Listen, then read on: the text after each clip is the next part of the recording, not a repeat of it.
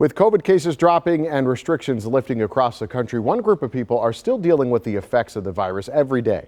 That's COVID long haulers. Our Elaine Rojas Castillo shares the story of one University of Wisconsin-Milwaukee student and his family as they navigate through his recovery. 19-year-old Paul Stavru was a typical teenager enjoying his freshman year at UWM when a day out with friends back in October of 2020 changed his life completely. Going from being, fully active and, being, completely healthy to just not, it's a really difficult transition to make, especially just all of a sudden. Paul's mother, Mary, says he went from a boy who'd never had any health issues to rushing to the hospital for what felt like an endless list of problems and never knowing what to do. Your child is sick.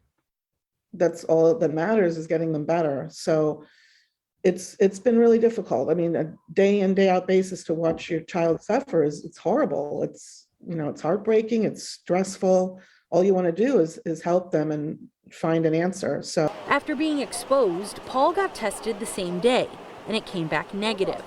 He says he felt fine through his 14-day quarantine until the very end, when he lost his sense of taste and smell.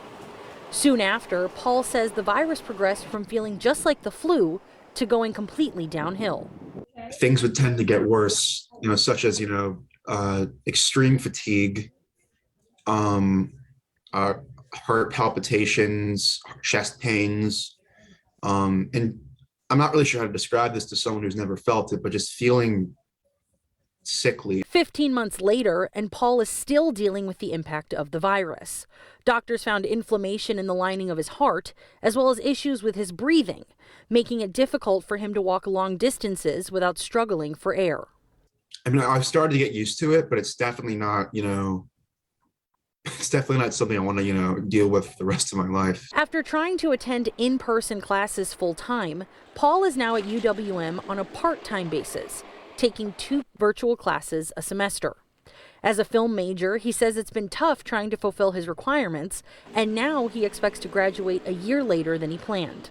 Still, Paul says he's in a much better place than he was just a year ago, but he's taking it one day at a time. I feel, I have more good days now than I used to, but I'm still pretty far from being able to go out and do everything I used to. Paul says his focus now is trying to get people to understand COVID's long-term impact on people.